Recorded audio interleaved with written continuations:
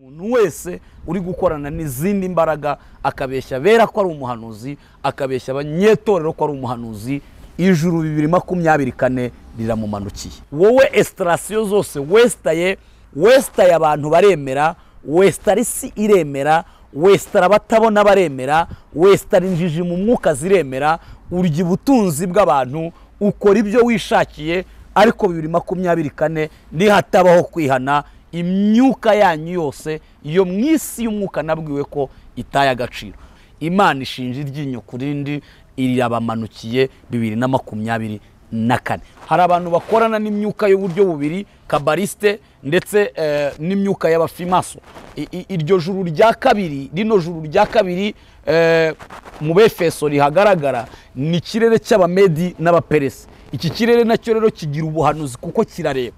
Hari abashumba rero n'abavuga butumwa n'abahanuzi n'abaevangeliste n'abandi bantu batandukanye bakorera muri icyo kirere, bahabwa imyuka ya gipfumu bikoranye n'icyo kirere cy'abamedi n'abaperesi. Iyo message y'abantu bajya gucisha imbaraga za Satani kugira ngo bayobye abera, ibyo bintu bibabaje Imana cyane. Bibabaje Imana cyane, kandi nyine abahanuzi benshi ntibashaka kubivugaho kubera ko bigira ingaruka nyinshi. Uragambanirwa, urangwa, uratukwa n'abakorana nabyo, baratambika amafaranga ngo upfe. Ari indi message ntekereza ko urumva ni message turi gutambutsa ahari bwa nyuma ngo umwaka urangire. Ni message Imana yampaye ejo. Imana irambwira ngo uzagende umbwirire abantu nasezeranije ko basoje umwaka amahoro, ko n'ubu ngubu ntibabwira ko bawurangije amahoro. Ndabaza ngo none ko hasigaye iminsi itagera kuri 3 cyangwa 4 ngo umwaka urangire, n'ubundi barabireba ko bawurangije. Irambwira ngo hoya, impamvu nuko iyi minsi isigaye ngo umwaka urangire nubwo ari mikeya, ikaba ari iminsi ibarirwa ku ntoki 2 cyangwa 3. No kuvuga ngo rero nubwo ari iminsi mikeya isigaye, Satani imihigo yahiganye n'abarozi bahize, imwe ntibayigeze kuko amabanga amwe abera barayamennye. Hanyuma Satani bitumye atibasira abantu benshi ngo impanuka zibe nyinshi. Ibyo rero nabonye ikuzimu haba inama, abadayimoni n'abarozi na Satani bacibwa inkoni nyinshi zigiye kubakubitwaho kubera ko imihigo yabo yaburijwemo n'amasengesho y'abera. Ngo ariko nihabaho kwirara muri iyi minsi isigaye, Satani harabari bwibe, ariko nihatabaho kwirara, Imana yantumye ko uyu mwaka harabawurangije batari kurangiza. Hanyuma nabonye abantu benshi barimo bakira iby'Imana yababwiye. Hanyuma ndabaza ngo kuki Imana irambwira ngo uyu mwaka wari umwaka wo gutestinga abayemera by'ukuri n'abayiryanye.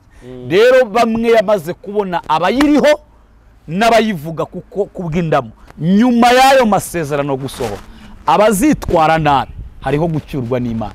Abera rero abakristo bavuganye n'Imana, Mana we, ni muhumure rwose, byari kuziko, ariko ni igihe cyo kubyarura tukabirya, kubera ko Imana yaravuze. Ariko abisi kubera ko batangiye kuvuga ngo ya Mana yanyiri hehe, ya Mana yanyiri hehe, kubera ko batangiye gukora Imana mu jisho, Imana ije kurwanirira abanyetorero isohoreze bamwe amasezerano. Ariko abantu babaye maso. Hari ukuntu umuntu akubwira ngo none ko birangiye ngo ntabibonye. None se shuti yanjye, gusenga everyday, gusenga buri munsi, nusenga uzanesha. Nunanigwa gusenga uzaneshwa. Senga. Reka ngusuhuze inshuti ya gusenga everyday, nizere ko umeze neza mu bisazo. Muri kumwe nanje Manirakiza Edouard, tubifurije umwaka mushasha. Abari mu Rwanda turasutwa ngo Imana ibaho umugisha, abari mu Burundi shalom shalom, abari muri Afrika mwumva ikirundi n'ikinyarwanda n'ikinyamurenge, mukurikirane ibiganiro byacu bya gusenga everyday cyangwa gusenga buri munsi. Imana iguha umugisha, Imana ikwagure, Imana kugiye neza, Imana kwiyereke, Imana igwe gusoza umwaka neza. Abari ku mugabane wa Burayi turabakunda mu nsi zacu, shalom shalom, Imana ibagiriye neza, Imana ibagure, Imana ibiteho, Imana isubiza amasezerano yanyu mu izina rya Yesu. Abari ku mugabane wa Aziya, Imana ibarinde, Imana ibarinde, ibaye gusoza umwaka neza kuri uwo mugabane wa Aziya muriho. Abantu muri Amerika namwe shalom shalom, Imana ibagire neza, Imana yumve gusenga kwanyu, Imana ibagire neza, Imana isubiza amasezerano yanyu, kandi Imana izabahe iherezo ryiza. Abari ku mugabane wa Australia namwe shalom shalom, turakunda kuri gusenga everyday namwe Imana ibagire neza, Imana ibagure, Imana ibagire neza kubo guhitamwo ibiganiro bya gusenga everyday. Nkuko mubona rero turi kumwe na Apostle Evode, uraho mukozi w'Imana? aho neza. Na Noheli nziza n'umwaka namushasha. Twese hamwe namwe n'abadukurikiye, Imana ibaha umugisha. Noheli yagenze gute? Turashimira Imana, nari ndwaye ariko ntago byari bikomeye cyane. Ariko se kutantumiye kuri Noheli kandi turi inshuti. Kandi wumva nari ndwaye. Nari kuza nyene n'ubu wari urwaye ariko amafaranga ntiyaragwaye n'ibiryo byari bihari. Ahubwo nari amafaranga nagari gaciyemo watangira usenga Imana. Ya reka dusenga Imana. Mana turagushimiye mu izina rya Yesu, mu mbaraga z'umwuka wera, bana natwe, korana natwe imirimo n'ibitangaza. Twemereye ubushake bwawe ngo abari bwo bukora hano hantu. Umuntu wese udukurikiye cyangwa uzadukurikira, Mwami reka ahabwe imbaraga. Ni ibihe bigoye, ni ibihe bikomeye, ni ibihe by'intege nke z'abantu, ariko ni igihe cy'imbaraga zawe. Duhamagaye favor yawe ngo imanukire hano hantu. Imyuka yose itavuga imbaraga z'Imana tuyifashe miri, dukubise hasi impaka n'ikintu cyose kishyire hejuru kurwanya kumenya Imana. Ubane natwe, dukoreshe ibintu bikomeye kugira ngo amahanga n'isi yose bamenye ko Uwiteka ari we Mana. Urakoze kubyumvise mu izina ry'Umwami wacu Yesu Kristo. Amen, amen, amen. Amen. Reka dushimire cyane Imana yabanye natwe muri uyu mwaka usoje. Imana yabanye natwe kandi yadukoresheje iby'ubutwari, na cyane cyane hari kuva umwaka utangira twarakoranye, wagiye utambutsa ama message menshi yagiye asohora, byinshi n'ibigenda bisohora, ibintu wagiye Imana yagiye kunyuzamo byagiye, ntabwo ari kukogeza canke kugwereza Satani, ariko Bibiliya avuga ngo umuhanuzi azemerwa nuko ivyo yahanuye bisohoye. Mukozi w'Imana rero watangira usenga Imana ku buryo ngo twije mu kiganiro nyezina. Dusengeye iki kiganiro Mwami Yesu, ukomeze kubana natwe, kandi ibyo tugiye kuganira byose dusengeye n'aba banyamakuru kugira ngo imbaraga z'umwuka wera zikomeze kubana nabo. Urakoze ku mwuka wawe amanutse, mu mbaraga z'umwuka wera turizeye ko amaraso ya Kristo Yesu amanukiye ahantu mu izina rya Yesu. Amen. Twaganiriye ubushize ku bijyanye n'amasengesho, ariko none umunsi nashaka ngo twinjiremo gatoyi, utubwireho isengesho muri uyu mwaka twenda gusoza. Isengesho wawe warasenze ukavuga ngo iri sengesho narisenze mbona Imana irasubije, kugira abantu bumve yuko amasengesho akora igihe abantu bavuga ngo n'ibipindi ngo byo gusenga, ese Imana irasubiza. Nta kantu ushaka kwinjira muri ikintu. Twabwira abantu ko Imana isubiza, kuko wenda ibyo nasengeye bigasubizwa byo ni byinshi sinanabirondora. Yego. Nawe nkuko wabivuze hari n'ibyo uzi nawe ubwawe. Yego. Ariko kandi nyine buriya umuntu utemera nta kintu cyamwemeza. Yego. Bibiliya iravuga ngo umupfapfa ni wa musekura mu isekuru ntiyanoga. Gusa nanone hari umuntu uba utabyemera kubw'ubujiji bwo kutamenya isi y'umwuka. Twabwira abantu ko Imana irasubiza. Ikimenyetso kiri rusange wenda navuga kitari kuri jye gusa, nuko kugeza kuri izi saha abantu benshi barabizi neza ko umuntu iyo agiye muri koma abaganga bashobora kuvura nibyo, ariko Imana niyo igarura umwuka w'uriya muntu n'amasengesho kandi akagarura umuntu. Ikindi natwe ubwacu twicaye kuri izi kamera, nawe ubwawe umunyamakuru, ukudusa no kubera amasengesho. Nta yindi ntwaro y'umurokore. Twambara kuko twasenze, tugenda mu mihanda ntidukora impanuka kuko twasenze, ibitero biba ari byinshi, amasengesho rero arakora. Ikindi cyerekana ko amasengesho akora, cyangwa se amasengesho ari nka bomba atonike y'imbaraga yo ku rwego rwa nyuma, nuko buriya icyo bita abadayimoni iyo bari mu muntu nta kindi kibirukana usibye amasengesho. Ntushobora kurambikaho diplome cyangwa ngo urambikaho amafaranga matiriyari n'amabiliyani ngo dayimoni zibe ngo tubonye amafaranga tuvuye muri uyu muntu. Ariko amasengesho atuma umuntu akira abadayimoni bakamuvamo. Ibyo ni ibiri rusange kugira ngo n'umuntu wese waba bihakana wenda amenye ngo amasengesho arakora. Kandi niyo ugiye muri Bibiliya usanga Yesu yaravuze ngo musenge ubudasiba. Kuki atavuze ngo ngo wenda mugende mu mihanda ubudasiba, musenga ubudasiba. Nuko azi ko niyo ntwaro yonyine ya nyuma ishobora kurengera umuntu. Ariko kubera ko isi n'abayikorera bashaka iterambere ry'iby'isi gusa, mu mwuka ntubibabaze, ugasanga umuntu ni umusirimu, yambaye neza, arasa neza, yicaye mu mwanya mwiza muri Amerika cyangwa n'ahandi, ariko ugasanga ararota abadayimoni bamuhubura ku buriri bamukubita hasi, agera mu bantu ngo ni umusirimu. Kubera iki? Iterambere ry'iby'isi niryo rimwuzuye gusa, ariko mu buryo buri spirituel abadayimoni baramubasha. Cyangwa ugasanga umuntu aragenda yivugisha mu muhanda kubera atari na stress gusa, ahubwo kuko abadayimoni bamurenze, ugasanga arimo arahamagara ba sekuru ngo papa, ngo sogokuru, n'ibiki byose. Rero no kuvuga ngo amasengesho, umuntu wese agomba kwemera ko amasengesho agira imbaraga, ariko nanone nutabyemera ntabwo tubimuteramo urushinge, nabyihorere nta mpamvu yabyo, kubera ko azageraho abona ko amasengesho akenewe. Isi rero iri kugenda yinjira mu gihe abantu batagishaka gusenga, ko gusenga biravuna. Ntugire ngo abantu babihakana kuko batazi ko bikora, ahubwo babihakana kuko bazi ko bivuna. Kubwira umuntu ngo iriza ubusa kandi inkoko iri hariya, ibiryo bihari, ni ibintu bitumvikana. Arakubwira ngo inzara ye yaranyishe, inzara yari yaranyiciye, nawe urambwira ngo nirize se bigende bite? Undi nawe akakubwira, ukamubwira utari ko wasengera imbere yawe hari ibi, hari impanuka, hari ibi n'ibi, cyangwa se hari n'umugisha ugomba gusingira, akaryama agafurura, akaguma kuri step agomba kuba ariho ako kanya, ariko hari indi Imana imuteguriye, kubera ko iyo umuntu asenze hari imiryango igira gute ikinguka. Dukonfirima rero ku kibazo warumbajije, nuko nyine Petero akingiraniye mu nzu y'imbohe, nta kindi cyakoze.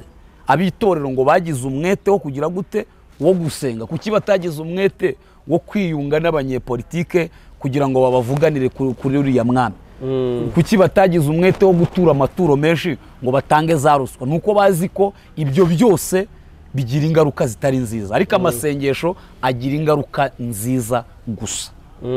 Rero gusenga, amasengesho ahirika ibikuta, ni byinshi amasengesho akora. Iyo uvuze ku masengesho, ubundi ko ndi umu apostle w'umunyamasengesho, nagiye naho ngeze ubu n'amasengesho, no kuba ndi kuri iyi kamera n'amasengesho. Aya yari amasezerano Imana yagiye iha umuntu. Wenda abantu babona umuntu ari hano gutya n'amakostime n'ibiki, ibi ntabwo umuntu aba abyicayemo atari amasezerano aturutse muko twasenze twasenze Imana. Nanje ubwanje n'amasezerano nyicaritse hano. Hari uko Imana yo imbwira ngo uzaba ikiraro cyo gusohoreza abantu amasezerano. Ubu rero ndi kiraro cyo gusohoreza abantu amasezerano. Imana yaravuganye namwe ko muzabwiriza isi yose. Ubu rero nabaye ikiraro ngo muze mubwiriza isi yose. Cyane rwose. N'uburyo Imana yavugamo. Yes. Biturutse muki? Imana ivugana n'umuntu yabanje kugira gute? Gusenga. Ntago Imana ipfa kuvuga umuntu atabanje gusenga cyangwa kwibaza no mitekereze. Uraryohewe ndi kubona ukuntu uri gutega amatwi. Naho rero amasengesho, Mana weshima. Amasengesho niyo abitorero bakoresheje kugira ngo Petero ave mu nzu y'imbohe, kuko Bibiliya ivuga ko baramufashe buri buke bamugira gute, bamwica. Ngo abitorero bagira umwete wo gusenga. No kuvuga ngo rero gusenga bikingura amarembo, nicyo cyambere yarakinza agakinguka, nicyo bisobanuye. Hanyuma gusenga nanone bihirika ibikuta. Gusenga Paulo yaravuze ngo nabyo bisenya ibihome. Ngo dusenya ibihome, tugakubita hasi impaka n'ikintu cyose cyishyire hejuru kurwanya kumenya Imana. Amasengesho asubika ibyago byari kuba. Iyo abanyamasengesho bari mu gihugu bagasengera igihugu, ntabwo gikunda kubamo ibyago, bijya kuba bamaze kubikumira. No kuvuga ngo rero iby'amasengesho yagiye akora ku buzima bwacu ni byinshi twasengeye tubona ko amasengesho akora. Yewe gira ngo n'umuntu wumva hari icyo Imana yakoze kubw'amasengesho abyandike muri comment, kugira ngo tumenye ko amasengesho tubasengera nayo agira umumaro. Ubyandike muri comment nawe nimba hari ikintu wasengeye kigasubizwa cyangwa ukabona Imana igihaye umurongo, ubyandike muri comment. Bidutera motivation yo kubona ko dukurikiwe n'abantu b'abanyamasengesho bakunda gusenga, kuko hari ibyo bita guta inyuma ya Huye. Ntabwo dushaka kuvuga ubutumwa butumvwa n'abantu, ariko kuri Gusenga Everyday turabizi ko abantu muratwumva kandi mudutega amatwi. Ibintu byose byananiranye babishyira mu masengesho, kandi ngira ngo dusatira uwo musozo nyine n'ubundi navugaga, murabizi neza ko murajya mubibona ko umuntu iyo yapfuye noneho nibwo abantu ubona ko bose bashaka kugira gute gusengerwa. Uzabibona nko kwirimbi umuntu aherekejwe, ubona buri muntu wese afite inyota yo kumva isengesho no kuragizwa Imana. Ariko ahandi hose ubusanga nyine umuntu iyo yariye yahaze amasengesho ni ibiki muba muzana ko mwe mwasaza. Ariko ntabwo ari ibisazi, ahubwo amasengesho arakora. Iyo tubabwira ibi ngibi nuko tubibwirizwa n'umwuka w'Imana. Imana igumugisha. Reka twifashishe umurongo wo mu butumwa bwiza bwa Yohana igice cya 6 umurongo wa 15. Ubutumwa bwiza bwa Yesu bwaruswe na Yohana igice cya 6 umurongo wa 15. Bibiliya y'Ikirundi iravuze ngo Yesu amenye ko bagira baze kumufata ngo bamwimike, asubira ku musozi ari wenyene gusa. Igihe rero kuko bari bazi ko ari umwami, Yesu yamenye amakuru ko bagira baze bamufate bamwimike nk'umwami, kandi igihe cyo gitaragera. Yego. Aravuga ati ninasubira gusenga ndibwemere. Ninasubira gusenga ndibwemere banyimike. Impamvu abantu hari ibintu bimye muri iyi minsi nuko batasubiye gusenga. Abantu bigeze basenga babona impano z'Imana, bakoreshwa n'Imana, bumva ijwi ry'Imana, bararya barahaga, ariko ntibasubira gusenga. Hari ibintu byasubiye birima ko batasubiye gusenga. Rero Yesu ngo amenya yuko bagira baze kumufata ngo asubira gusenga wenyene. Abantu bateze amatwi gusenga everyday, turababwira ngo musubire gusenga. Nokuri Bibiliya tubwira ngene Yohana ngo yasenze ngo yagiye mu butayu ngo yuzura imbaraga z'Imana, azabwiriza abantu ubutumwa bwiza ngo mwihane kuba bw'umujyi buri hafi. Ariko nahari tubona Yohana yasubiye gusenga, yakoreye muri experience. Akora muri experience abwira abandi ngo bihane. Ariko ntiyasubira gusenga ngo baramufata umunsi umwe bamushyira muri gereza. Ari muri gereza yumva Yesu ngo akora ibimenyetso n'ibitangaza. Atuma kuri Yesu atigenda mu mumbarize. Ni wa wundi cyangwa n'uwundi. Kuko atasubiye kugirane gusenga. Rero abantu muzaba tugusenga every tubasaba ngo musubire gusenga. No gusenga. Mwarasenze nivyo koko. Ariko turabinginga ngo musubire gusenga. Nibasubire ku mavi, ku gicaniro. Musubire gusenga. Kuko hari abantu benshi baretse gusenga, hari ibintu byabatatse. Byahora biri kure yabo, hari n'ibyaha batinyutse. Kuko batasubiye gusenga, Yesu ngo amenye ko bagira baze kumufata ngo bamwimike, asubira gusenga. Iyo atasubira gusenga yari kwemera kandi wari umutego ukomeye cyane. Wari umutego ukomeye cyane. Ariko amenya ko bagira baze kumufata, asubira gusenga. Ngira ngo no mu gashyamba k'Igetsemani Yesu yasenganye umubabaro. Hanyuma mu gusenga marayika nibwo yamanutse amwongerera imbaraga. Hanyuma ijuru rivugana nawe, ibibazo yibazaga yongerwamo imbaraga. Gusenga rero twabwira abantu ko iyo umuntu asenga yongerwamo imbaraga. Urabona imodoka uko igenda mu muhanda ibirimo essence cyangwa mazutu. Iyo rero mazutu iri gushira imodoka itangira guhindura ijwi. Hanyuma niyo essence iri gushira imodoka itangira guhindura ijwi. No kuvuga ngo rero biba bisaba ko umuntu asubira kuri station akongera kanywa akaba furutaka. Reka tubwire abantu b'Imana ko no mu mayerekwa twahawe nuko abantu kubera gucogora Satani agiye kwibasira abantu uyu mwaka uje. Agiye kubibasira kubera ko abo Satani yatinyaga agiye kubatinyuka. Kuko buriya iyo umuntu yuzuye imbaraga z'umwuka w'Imana, Satani ntapfa kumwubahuka. Ibigeragezo biraza, Satani akabiteza Imana yabyemeye kugira ngo irebe urugero uriho, ariko Satani ntapfa kugutinyuka ngo aguherane buherihere wumva ijwi riguhumuriza. Ariko abenshi nabonye nta jwi ry'ihumure bakigira. Ibyiringiro byabo bisigaye mu guhanga amasisi no gusinda amaganya y'isi. No kuvuga ngo rero umuntu w'Imana wigeze gusenga, ndagusabye umwaka uje nyemerera wongere uhiga umuhigo, wambuke muri uyu mwaka usatira umwaka utaha uri umunyamasengesho. Nibutsa abashumba bagenzi banyu, umuhamagaro wa mbere twahamagariwe ni ugusenga. Dusengera abantu baboshye kugira ngo babohoke, dusengera imbohe kugira ngo zibohoke. Ariko indi mirimo yose muri kwirukankamo idaherekejwe no gusenga, itabanjirijwe no gusenga, Satani agiye kwibasira abantu. Ibi rwose ni ubutumwa wenda ndi kuvuga noroheje kubera ko ndarwaye, kandi byari ngombwa ko nitabira ubutumire kugira ngo umwaka urangire abera bumva impumeko y'Imana mu bwami bw'Imana, kuko tubonye abantu benshi batugiriraho umugisha kuri gusenga everyday, natwe tubagiriraho umugisha. Niyo mpamvu rero kandi twe tuba twararahiriye gukorera Imana tumeze nabi cyangwa tumeze neza. So rero nukuvuga ngo gusenga niyo ntwari isigaye yonyine, kandi Yesu nawe yarabivuze, aravuga ngo ni mube maso muhore mukenyeye kandi amatabaza yanyu ahore yaka. Guhora umuntu akenyeye ni uguhora umuntu ari maso asenga, ari ku mavi asoma ijambo ry'Imana. Intwaro z'umukristo ni ebyiri, ni ugusenga no gusoma ijambo ry'Imana.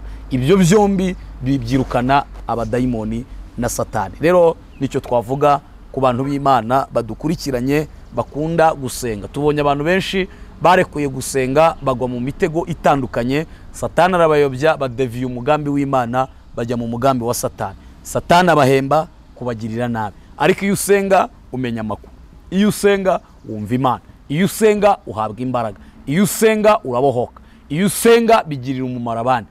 Niyo mpamvu umwanditsi yavuze ngo tugaragara nk'abatariho ariko turiho. Urumva umunyamasengesho bantu babona ari imburamukoro, babona utagira 12, ariko aba bantu batungishije benshi. Ni ukuvuga ngo rero gusenga birakora mu ijambo rimwe, kandi gusenga bigira imbaraga nyinshi. Icyanyuma gusenga bitanga amahoro. Ndumva aricyo nasubiza. Yego. Imana igumugisha cyane. Sinzi ko hari ikindi wakongeraho. Kuri ibyo bijyanye no gusenga, ndumva nibyo nabwira abantu bo nibinjire mu bihe byo gusenga, ibindi birikora. Yesu yaravuze ngo nibatemezwa n'ibyo mvuga bazemezwa n'ibyo nkora. Uramusenga Yesu Kristo umwana w'intama w'Imana, nawe akumva amasengesho, hanyuma ayo masengesho Imana Yesu akayayungurura cyangwa umwuka wera akayayungurura, hanyuma imbere y'Imana Imana ikajonjora ibyo igomba gusubiza n'ibyo igomba kubiretse. Ariko amasengesho arakora, nta kindi numva narenzaho. Abantu binjire mu bihe byo gusenga, kuko abantu barashaka kumva gusa ariko ntibashaka gusenga. Nibutse n'abantu ko reka izi message reka mbenziretse, nicyo nasubiza kuri ibyo. Nicyo wasubiza. Dusubiye ku buhanuzi. Ku buhanuzi muri iyi minsi hari ubuhanuzi bwinshi burimo butambuka bucacana. Ese ni umwuka w'Imana cyangwa harimo no kuvangirwa? Urebye mu isi y'umwuka ubibona gute nk'umuhanuzi? Muri iyi minsi hariho uruvange rwinshi. Hariho uruvange rwinshi, ariko hariho n'abahanuzi b'ukuri bafite urusinga rw'Imana. Bafite urusinga rw'Imana. Yego. Kandi bari guhanura mu kuri no mu mwuka. Yego. Ariko iruvange ndi kuvuga si uko abantu batari gukorana n'umwuka w'Imana. Yego. Abantu umwuka w'Imana bariho. Ariko ikibazo kubera kwishyira hejuru cyane no gushaka gutumbagira ngo umuntu amenyekane ku ngufu, hariho ibihimbano byinshi ngo Imana yavuze. Kubera ko abantu benshi bakunda kumva imvugo y'Imana, kandi na Bibiliya kuva mu itangiriro kugera mu Byahishuwe, impano ya mbere ishoboka, umwanditsi yaravuze ngo mwifuze impano zose, cyane cyane impano y'ubuhanuzi. Ni impano izana igikundiro. Rero abantu benshi kubera gushaka kuzamuka, nudahanura, nutaragera ku rwego rwo guhanurira isi, ugitozwa n'Imana arashaka kubyigana ngo amenyekane. Ibyo bigatuma rero abahanuzi bari kugwa mu mitego yo guhanura ibintu bitari byo Imana itabatumye, ariko ari abahanuzi. Hari igihe umuntu aba ari umuhanuzi ariko Imana itamutumye, we ndabivuga mu kihe Kinyarwanda, muzi Kinyarwanda, akabyivugisha, we akiyangaja. Ngo Imana yagize gute, yambwiye itamubwiye, kubera impamyi yo gushaka kumenyekana. Kandi mbibutse ko bakozi b'Imana, Yesu Kristo ni ikirangirire, uwo tuvuga ni ikirangirire. Iyo umuvuga uramenyekana, kubera ko wamuvuze neza. Turi ibyana by'indogobe bihetse Kristo Yesu, cyangwa ubutumwa bwiza bwa Kristo Yesu.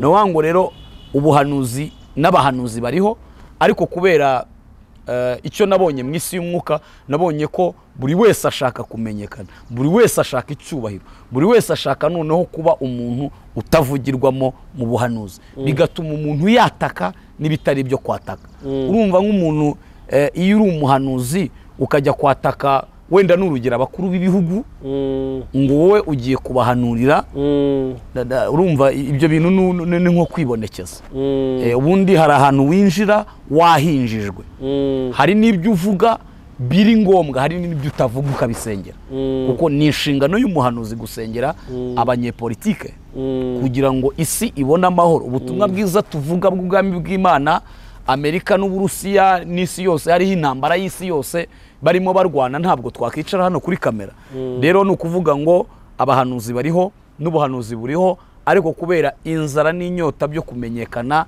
inzara n'inyota by'ubutunzi bw'isi naho isi iri kugana n'ibikanda abakozi b'Imana bituma abantu biremera icocero bagafondafonda ubuhanuzi ikindi cya nyuma nuko nanone nubwo hariho abantu b'Imana babahanuzi wenda ibyo mu mwuka tubyita kwirwanirira hariho n'abahanuzi b'ibinyoma ariko abahanuzi b'ibinyoma bo rwose finali yabo ni umwaka utaha waba ufite aho ukorera waba wareskorotse bihagije ntacyo utakoze muri makeya wabeshya abantu wagurishije ubugingo bw'abera uko ubishaka n'uko ubyumva isi wumvaga warayifashe mu biganza ariko nahereye ejo bundi mu kwa 11 ntanga ubuhanuzi ko umuntu wese uri gukorana n'izindi mbaraga akabeshya bera ko ari umuhanuzi akabeshya abanyetorero ko ari umuhanuzi ijuru 2024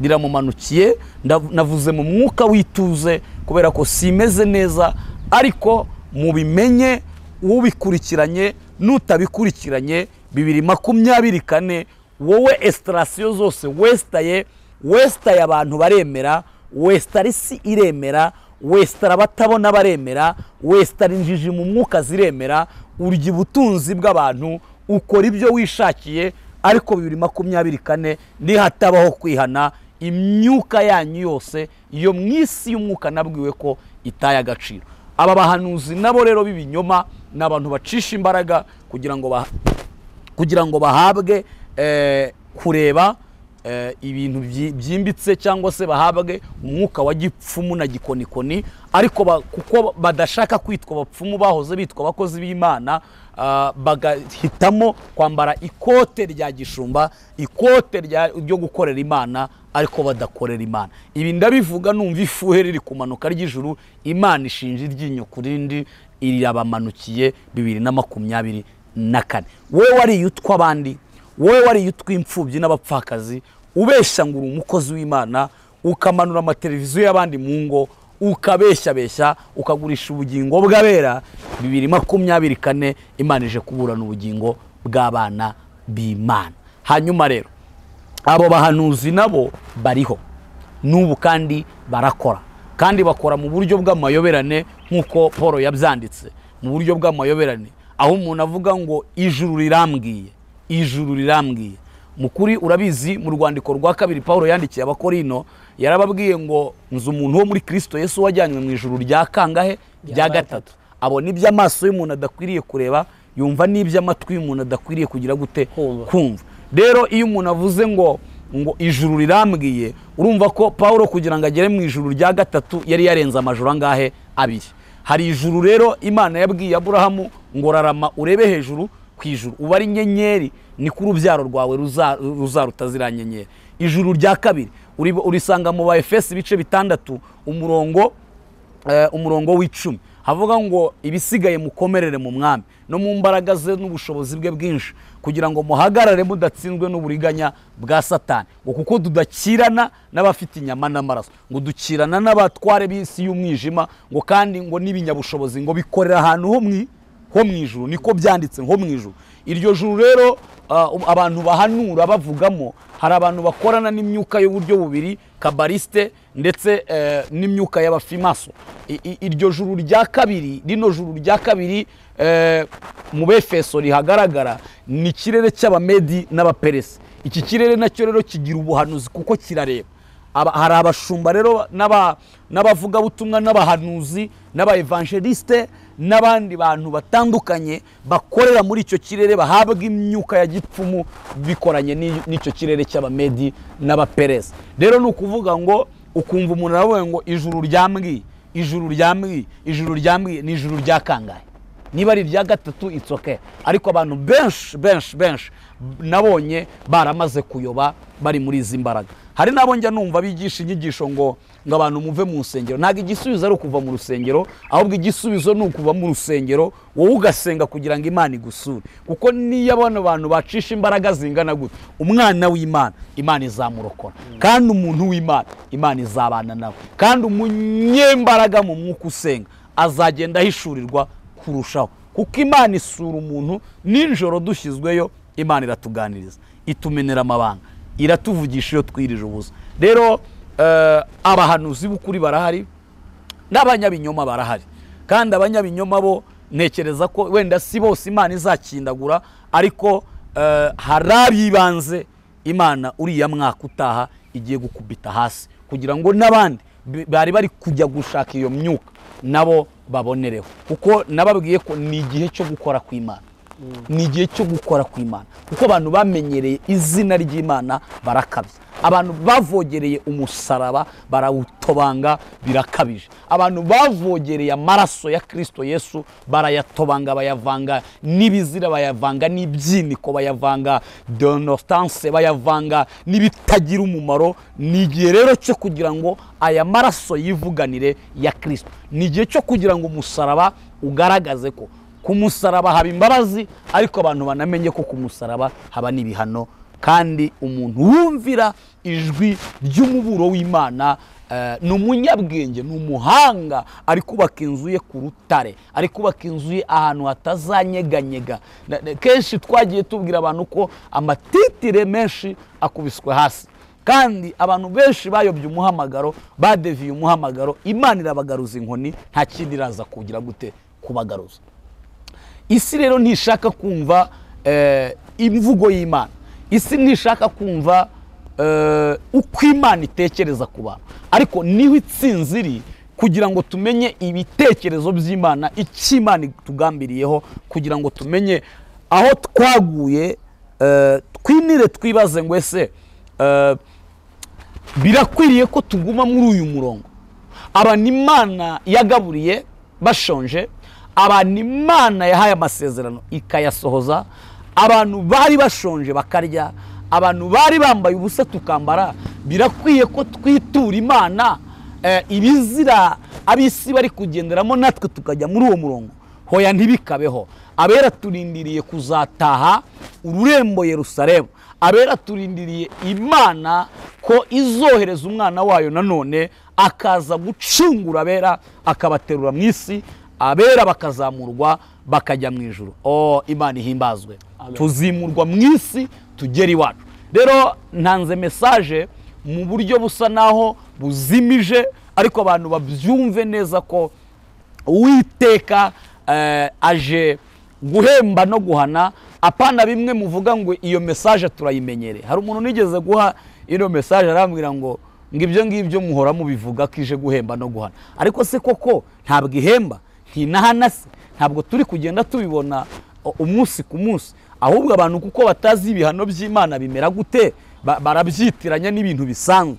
Imana irahana ikoresheje abantu abari bo bose, mu ngeri izo arizo zose, mu buryo ubwo ari bwo bwose, kugira ngo n'abandi basigaye bamenye ko Imana ikeneye ko abantu basubira ku rufatiro. Urajya ku mbuga nkoranyambaga, ku maradiyo, mu nsengero zitandukanye, ugasanga ijambo rya Kristo ntabwo ari ryo riri kubwirizwa. Abantu barabwiriza ibyabo, abantu barabwiriza amazu n'amamodoka, abantu barabwiriza amakositime. Ibyo ngibyo nababwiye ko n'indaya zijya gusambana muri za Amerika, ibyo ni ibintu byoroshye, babarusha amadolari. Ariko icyo Abayuda barusha abandi ni uko babikijwe ibyasezeranijwe n'Imana. Nimukomere ku ibanga. Yesu yasize avuze ko itorero rye nubwo rizarwanwa, ariko nta muntu uzarishobora, ryubatse ku rutare, n'amarembo y'ikuzimu ntabwo azarinyeganyeza. Nimwongere rero mwinjire mu itorero ry'Imana, kandi umuntu uri mu itorero rya Kristo ni umunyamasengesho, ni umuntu uhora ari maso. Rero mu by'ukuri munyamakuru hamwe n'abadukurikiranye kuri Gusenga Everyday, iyo message y'abantu bajya gucisha imbaraga za Satani kugira ngo bayobye abera, ibyo bintu bibabaje Imana cyane, bibabaje Imana cyane. kandi nyine abahanuzi benshi ntibashaka kubivugaho kubera ko bigira ingaruka nyinshi. Uragambanirwa, urangwa, uratukwa n'abakorana nabyo, baratambika amafaranga ngo upfe, bohereza n'izo mbaraga kugira ngo zirwanye n'ibitangazamakuru mukoreraho. Ngira ngo urabibona ko ibitangazamakuru byamamaza ijambo ry'Imana rya nyaryo biragoye kubibona muri kino gihe cya none.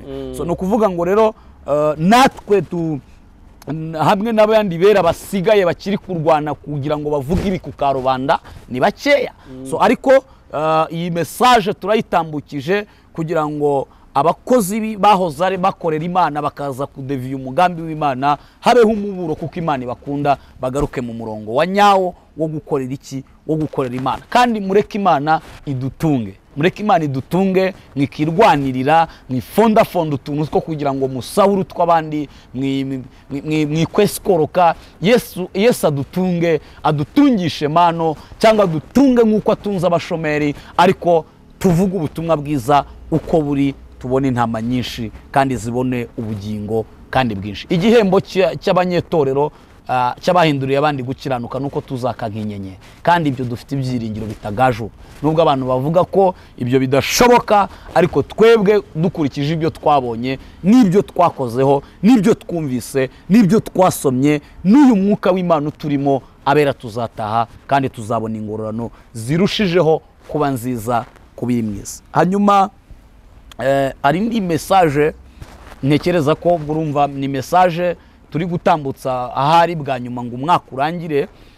Ni message Imana yampaye ejo. Imana irambwira ngo uzagende umbwirire abantu nasezeranije ko basoje umwaka amahoro, ko n'ubu ngubu ntibabwira ko bawurangije amahoro. Ndabaza ngo none ko hasigaye iminsi itagera kuri 3 cyangwa 4 ngo umwaka urangire, n'ubundi barabireba ko bawurangije. Irambwira ngo hoya, impamvu nuko iyi minsi isigaye ngo umwaka urangire nubwo ari mikeya, ikaba ari iminsi ibarirwa ku ntoki 2 cyangwa 3. Urumva dutanze ikiganiro uyu munsi ku wa gatandatu, bonane ni ku wa mbere.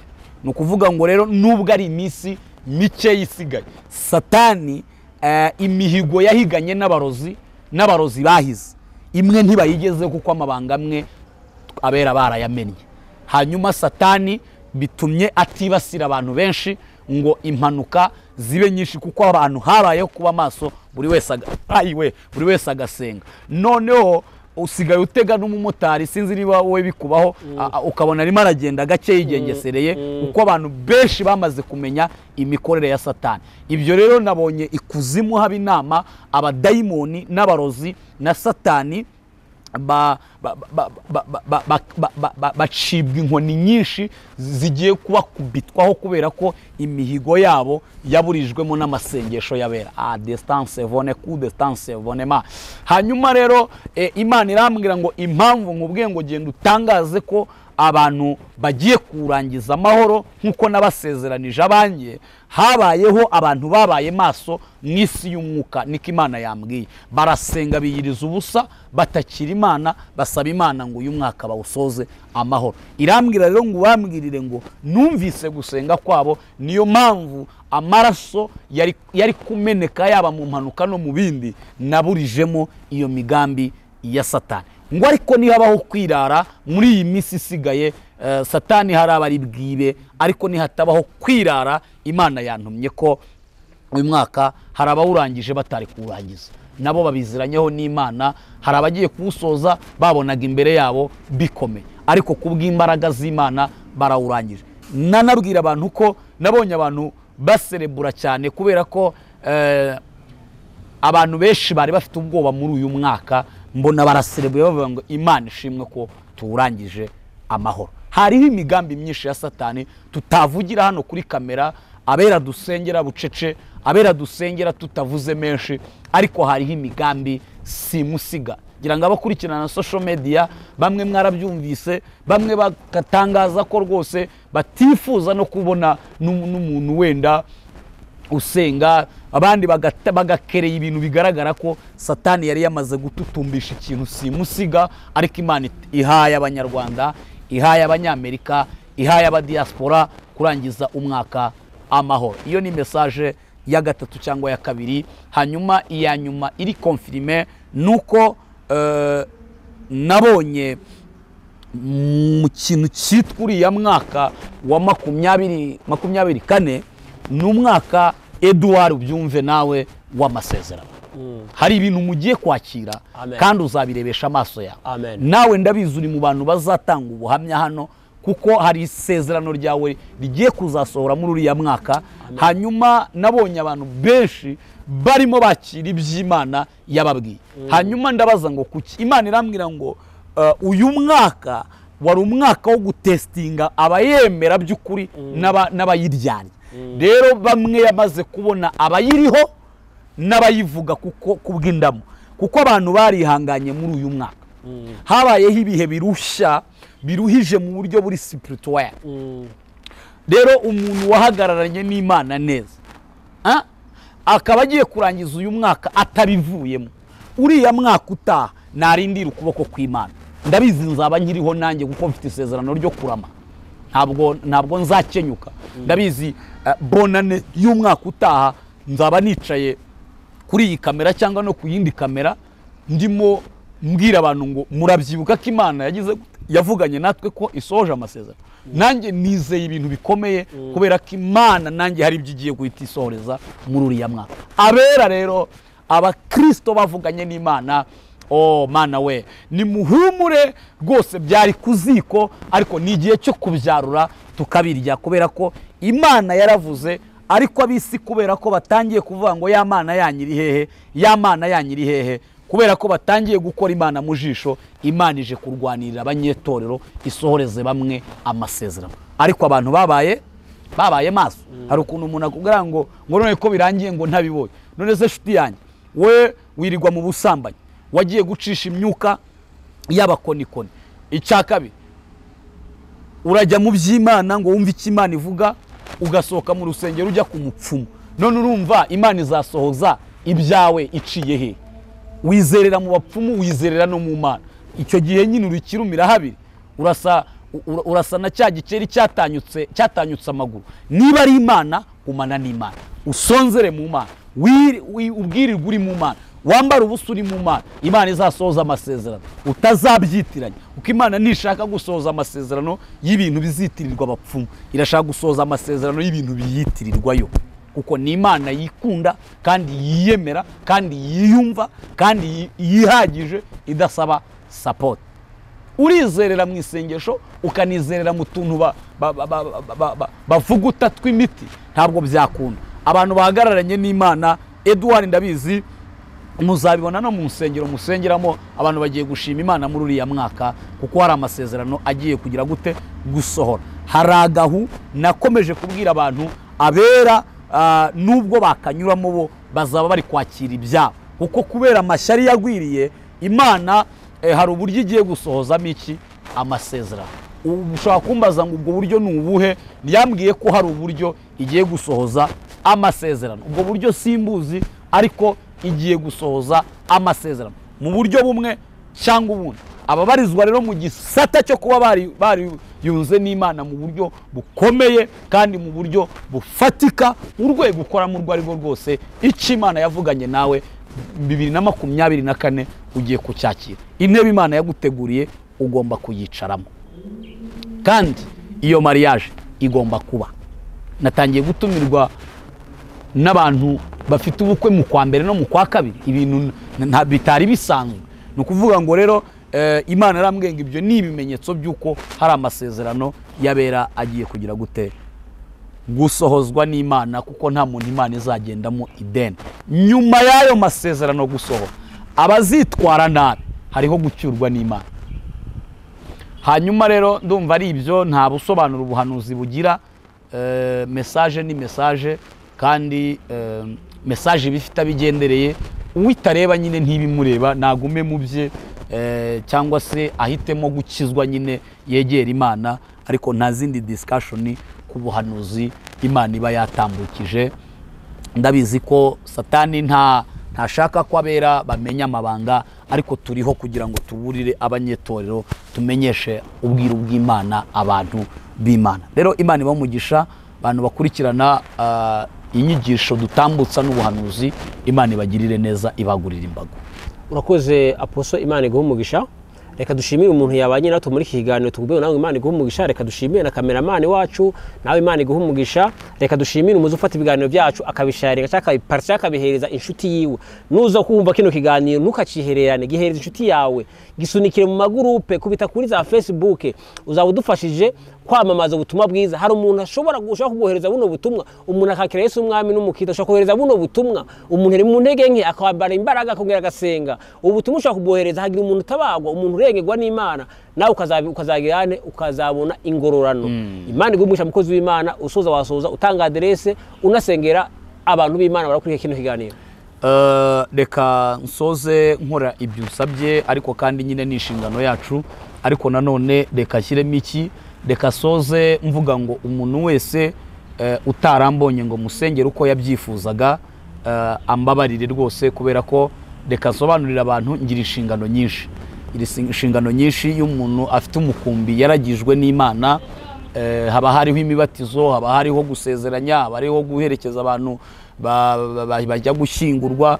Ibyo byose biba bikoraniye kuri jewe, cyangwa se mu by'ukuri ndagira ngo mbabwire ko n'izindi nshingano ziba zireba umuntu. Ntabwo ari uko twiyemera tudashaka ko abantu babohoka, ahubwo imirimo yabaye myinshi n'ubutumwa bw'Imana buba bwinshi. Kubihuza rero no gusengera abantu bisa naho hari abo batagiye bambona uko bari bankeneye. Mu by'ukuri nk'umukristo rero, mbere y'uko umwaka urangira, sabye imbabazi umuntu wese wankurikiranye akifuza ko dusengana, ariko simbumonera umwanya, ikindi ntambone uko abishaka, ntabitware ko ari ukwiyemera. Nanone urumva ko gusengera abantu ku isi yose bagukoraniyeho ntabwo byoroshye, uwo muntu nawe yishyire mu cyimbo cyanjye, ariko nanone nta busobanuro nabitangaho. Ndiyeskyuje, mbasabye imbabazi umuntu ntasengeye, umuntu utarambonye uko yanshakaga, ariko nanone hari abandi nshimira bizereye muri iri sengesho dusengera hano kuri kamera, akavuga ati ngiye kwizera karakanwa k'umukozi w'Imana, ibyo kagiye kwatura mu isengesho ndabyizeye. Hari abampamagaye bambwira ko babisubirijwemo, ariko abari mu Rwanda, abari mu mahanga, aba diaspora ndetse n'abari mu migabane itandukanye, mu by'ukuri utarambonye uko yanyifuzaga, suko niyemera, si n'umwuka wo kwishyira hejuru, ahubwo inshingano ziba ari nyinshi. Reka dusenge rero, Imana ibagirire neza. Data, turagushimiye, urakoze kubana natwe, uduhaye gusoza umwaka amahoro. Imigambi y'umwanzi yari myinshi, ariko turagushimiye, dufite amashimwe ibihumbi ko uri Imana yakoze ibintu bikomeye. Izina ryawe rihabwa icyubahiro, izina ryawe rishimwe. Aba babyeyi baragushimiye, aba bagabo baragushimiye, aba basore baragushimiye, aba bana bato baragushimiye, abashumba baragushimiye. Mwami Yesu, turagushimiye ko wabanye natwe, izina ryawe rikomeze guhabwa icyubahiro. Turagushimiye Mana, uhimbazwe ko warinze igihugu, uhimbazwe ko warinze abayobozi bacu, uhimbazwe ko warinze itorero, ukomeze gushimwa no gushyirwa hejuru. Mwami Yesu, komeza kuduha umugisha muri uriya mwaka, komeze kubana natwe kubw'ineza n'urukundo, kandi imigambi yose Satani afite mbere y'uko umwaka urangira tuyifashe mpiri mu mbaraga z'umwuka wera. Dukubise hasi impaka n'ikintu cyose cyakwishyirira hejuru kurwanya abera. Mu izina rya Yesu dusengeye itorero ryawe muri iki gihugu, dusengeye itorero ryawe ku isi yose, kugira ngo rihabwe imbaraga zo kuvuga ubutumwa, kandi tuvuge ubutumwa buheruka isi, twamamaze ishimwe ryaduhamagaye. Hagurutsa abantu bagukorere mu mbaraga zikomeye, kandi turasabye ngo umwaka utaha abantu babone ibimenyetso n'ibitangaza ukora mu izina rya Yesu. Ibirema bihaguruke, impumyi zihumuke. Urakoze kubyumvise mu izina ry'Umwami wacu Yesu Kristo, amen. Rero ku muntu ushobora gukenera kutuvugisha, ariko hari n'abakenera gutanga Noheli na Bonane, nako Bonane I mean, mu by'ukuri hari abantu bavuga ati tumaranye umwaka wose ibikuvamo, waduhaye ihumure ry'Imana, kandi warakoze kudusengera, abo nabo kutuburesinga numva ntacyo bitwaye. Blessing y'itangazamakuru wumviyeho ubutumwa bwiza nta kintu bitwaye, nubwo bamwe babifata nabi, ariko nabyo ni umugisha kuri twebwe. Ni kuri 078 ukeneye ko tuvugana, 0289 885 078 02 89 885. Umwaka mushya muhire, Imana ibagirire neza, tubifurije ubunani bwiza kandi muhumure, turi ku mavi dusenga kugira ngo abera mwambuka umwaka amahoro. Ntimugire ubwoba, Satani nubwo ari umurwanyi ariko ntabwo ari umunesha. Shalom. Shalom, shalom, ikiganiro nawe ubutaha. Gusenga everyday, gusenga buri munsi. Nusenga uzanesha, nunanigwa gusenga uzaneshwa. Senga.